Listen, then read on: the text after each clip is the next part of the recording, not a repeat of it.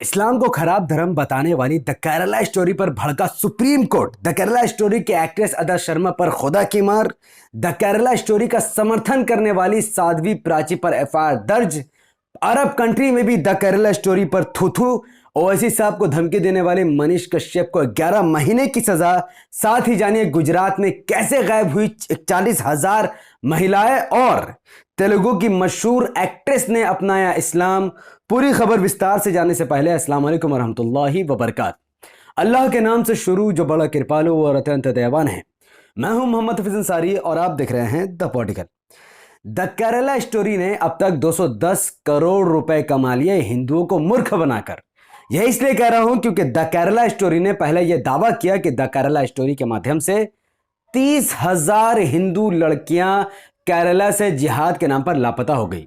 जिसके बाद केरला स्टोरी के मेकर्स ने अपनी बात को पलटते हुए कहा कि 30,000 नहीं बल्कि 3 लड़कियां ही लापता हुई हैं। जिसके बाद सुप्रीम कोर्ट ने जब यह डाटा मांगा तो सुप्रीम कोर्ट ने कहा कि 30,000 नहीं 3 नहीं कोई भी लड़कियां केरला से कभी भी जिहाद के नाम पर गायब हुई नहीं है, ऐसा कोई डाटा ही मौजूद नहीं है।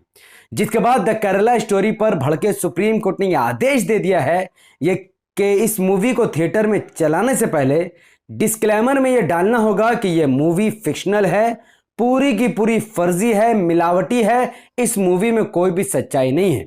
तो द केरला स्टोरी मूवी को सुप्रीम कोर्ट ने पूरी तरीके से फर्जी बता दिया है और इसका समर्थन करने वाली साध्वी प्राची सहित 6 लोगों पर भी एफआईआर दर्ज कर दी गई है। क्योंकि द केरला स्टोरी मूवी जो कि पूरी तरीके से फिक्शनल है, फेक है, फर्जी है, ऐसी मूवी का प्रचार करने पर और ऐसी मूवी खत्म होने के बाद थिएटर में जाकर मुसलमानों के खिलाफ, इस्लाम के खिलाफ भड़काऊ बयान देने के लिए साध्वी प्राची पर एफआईआर दर्ज की जा चुकी है। इसके अलावा द केरला स्टोरी में यानी केरला में 30,000 लड़कियां तो लापता नहीं हुई, लेकिन द गुजरात फाइल को देखिए कि गुजरात में 41,000 महिलाएं पिछले 5 साल में गायब हो चुकी। ये खुद सरकार के आंकड़े एनसीआरबी की रिपोर्ट बताती हैं। एक रिपोर्ट के अनुसार गुजरात में रोज 25 महिलाएं गायब हो जाती है, जिस पर मोदी सरकार और गोदी मीडिया चुप्पी बनाए हुए हैं। बताया जा रहा है अकॉर्डिंग टू रिपोर्ट ये महिलाएं गायब नहीं हुई बल्कि घरों से भाग गई है। यह 41,000 हिंदू महिलाएं जो कि गायब घोषित कर दी गई। एक्चुअली में इनका मानना है कि चूंकि इनको घरों में आज़ादी नहीं मिल रही है, इनको किसी भी तरीके से आज़ादी महसूस नहीं हो रही है, जिसकी वजह से ये घर छोड़कर लापता हो चुकी है, जिस पर मोदी सरकार कोई भी कार्रवाई नहीं कर रही है। तो द केरला स्टोरी एक तरफ इसलिए मूवी लॉन्च की गई थी ताकि पूरे देश में और पूरे भारत में लोगों को इस्लाम के बारे में गलत बातें बताई जा सके। लेकिन द केरला स्टोरी से कोई भी मुसलमान हिंदू तो नहीं बना, लेकिन एक हिंदू एक्ट्रेस, तेलुगु की जानी मानी संजना गलरानी एक्ट्रेस, मशहूर एक्ट्रेस, हिंदू धर्म छोड़कर इस्लाम कबूल कर चुकी हैं।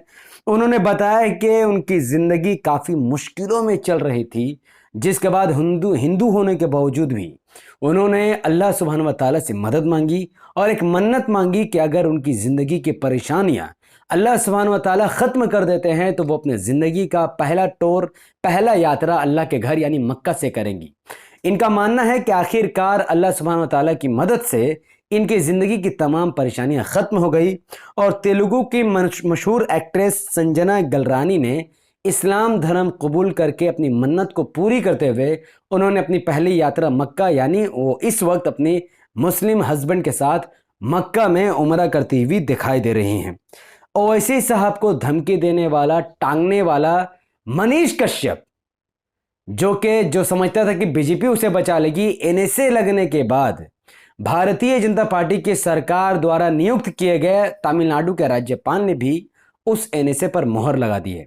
यानी नरेंद्र मोदी भी मनीष कश्यप की कोई भी मदद नहीं करना चाहते हैं, जिसकी वजह से मनीष कश्यप जो कि बीजेपी की दलाली कर रहा था, उसी भारतीय जनता पार्टी के राज्यपाल की वजह से उसे 11 महीने जेल के अंदर सड़ना होगा और इस बात की कोई गारंटी नहीं है कि वो 11 महीने के बाद जेल से बाहर आ जाए। तो द केरला स्टोरी पर अरब देशों में भी काफ़ी थू हुई है, क्योंकि पश्चिम बंगाल में भी इस पर प्रतिबंध लगा दी गई थी। द केरला स्टोरी असल में नेटफ्लिक्स में एक वेब सीरीज आई थी जिसका नाम है खलीफत, उसी की सस्ती कॉपी है वेब सीरीज। द नेटफ्लिक्स में आने वाली वेब सीरीज खलीफत को अगर आप देखोगे तो हूबहू उसी का स्टोरी उठाकर द केरला स्टोरी में डाल दिया गया है।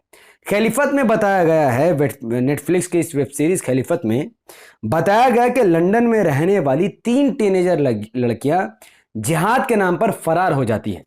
ठीक यही स्टोरी को केरला के नाम पर बताया गया द केरला स्टोरी में, जिसके फर्जी होने की वजह से ब्रिटेन में भी द केरला स्टोरी पर पाबंदी लगा दी गई, जबकि ब्रिटेन के प्राइम मिनिस्टर मुसलमान नहीं बल्कि एक हिंदू है, ऋषि सुनक।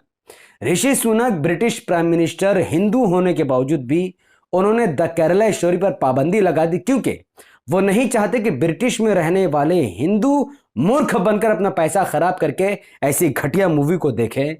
आप सोचो, हमारे देश में ऐसी फर्जी मूवी होने के बावजूद भी उत्तर प्रदेश के चीफ मिनिस्टर योगी आदित्यनाथ ने इसको टैक्स फ्री करके हिंदुओं को मूर्ख बनने के लिए छोड़ दिया और इस मूवी को यूपी में रिलीज होने दिया। हरियाणा के chief minister Bharatiya Janata party के खट्टर सरकार ने भी इस मूवी को हरियाणा में रिलीज होने दिया और इसका प्रचार किया। उत्तराखंड के chief minister Bharatiya Janata party के सीएम ने भी इस मूवी का प्रचार किया और इसको रिलीज होने दिया। मध्य प्रदेश के चीफ मिनिस्टर शिवराज सिंह चौहान ने भी इस मूवी को रिलीज होने दिया और इसको टैक्स फ्री करके इसका समर्थन किया। यहां तक कि हमारे देश के प्राइम मिनिस्टर नरेंद्र मोदी ने भी इस बात को अच्छी तरीके से जानते थे कि यह मूवी फर्जी है, इसका रियलिटी से कोई लेने देने नहीं है। इसके बावजूद भी नरेंद्र मोदी जी ने भी इस मूवी को पूरे देश में इसकी तारीफ की और इसको लॉन्च होने दिया और इसकी बाकायदा तौर पर इसकी सराहना की। तो एक देश का प्राइम मिनिस्टर, 6 राज्यों के सीएम ने इस मूवी का इसलिए समर्थन किया ताकि इस मूवी को देखकर हिंदू कम्युनिटी, हमारे हिंदू भाई मूर्ख बने और बीजेपी का वोट बैंक बने, ताकि वो मुसलमान से डरकर बीजेपी को वोट दे, जो कि काफी शर्म की बात है। इसी द केरला स्टोरी के एक्ट्रेस अदा शर्मा के बारे में एक्सीडेंट की खबरें भी काफी सोशल मीडिया पर वायरल हुई, जो कि सच थी। द केरला स्टोरी की एक्ट्रेस अदा शर्मा का काफी खतरनाक एक्सीडेंट हुआ। रिपोर्ट के अकॉर्डिंग कि वो तेलंगाना के करीमनगर में हिंदू एकता यात्रा का समर्थन करने जा रही थी, जो कि उनके लिए अच्छा नहीं होता। रास्ते में ही अल्लाह के करम से उसका एक्सीडेंट हुआ, लेकिन वो अल्लाह के करम से बच गई। वो रुक गई, हिंदू यात्रा, एकता यात्रा को सपोर्ट करने से वो बच गई और उनको कोई भी चोट नहीं आई। अल्लाह के करम से उनको कोई भी नुकसान नहीं हुआ। तो आप सोचो, अदा शर्मा वही एक्ट्रेस है जिनको आपने 90-20 हॉरर मूवी में देखा है। तो भूत बनने के बावजूद भी जिसको सक्सेस नहीं मिला, उस अदा शर्मा जो के अधरंगे कपड़े पहनकर सोशल मीडिया में अपनी फोटो डालती थी, लोगों ने उस पर भी उसको पसंद नहीं किया, लेकिन उसी अदा शर्मा ने एक बार नकाब पहनकर एक मूवी बना दी। आज भारत के करोड़ों लोगों के जबान पर अदा शर्मा का नाम है। तो ये नकाब की ताकत है कि एक नकाब की वजह से अदा शर्मा ने भारत में अपने नाम को रोशन कर लिया है। खैर, तो सुप्रीम कोर्ट ने भी इस द केरला स्टोरी को फर्जी बता दिया है। द केरला स्टोरी खलीफत नेटफ्लिक्स वेब सीरीज का एक कॉपी है, एक सस्ती सी कॉपी है, घटिया सी मूवी है जिसका कोई भी धनाधार मौजूद नहीं है। वैसे तो हर मूवी गलत नहीं होती, ठीक इसी तरीके से द गुजरात फाइल भी आज से 12-13 साल पहले बन चुकी है। 2012-2002 के दंगों को लेकर परजानिया नाम की एक मूवी बनाई गई थी 2015 में, जिसको सेंसर बोर्ड ने पास कर दिया। लेकिन इस Parzania movie heaven and hell on the earth नाम की इस मूवी, जो कि गुजरात दंगों को दिखा रही थी, जिसमें दिखाया जा रहा था कि दंगा नहीं बल्कि एक तरफा मुसलमानों पर हमला हुआ था। कट्टरपंथ हिंदुत्व लोगों ने धर्म के नाम पर मुस्लिम महिलाओं का बलात्कार किया, मुसलमानों के घरों को लूटा, उनके घरों को जलाया, मासूम लड़कियों को पेट फाड़कर, अंदर गर्भवती महिलाओं का पेट फाड़कर, नन्ही नन्ही बच्चों को त्रिशूल में उठाकर उन्होंने जय श्री राम के नारे लगाए और धर्म के नाम पर उन्होंने कैसा नंगा नाच लगाया है, इस मूवी में उसको दिखाया गया। जिसकी बुनियाद पर 2015 में ही भारतीय जनता पार्टी की सरकार ने इस मूवी पर प्रतिबंध लगा दी थी। लेकिन आज भी ये मूवी यूट्यूब पर और अन्य प्लेटफॉर्म पर मौजूद है, जो कि सबको देखना चाहिए कि दंगा हिंदू मुसलमान का कभी देश में हुआ ही नहीं है। हुआ है तो सिर्फ मुसलमानों पर एक तरफा हमला, और वो हिंदू और मुसलमान में नहीं बल्कि कट्टरपंथ लोगों ने किया है। तो आप सबको उस मूवी को जरूर देखनी चाहिए।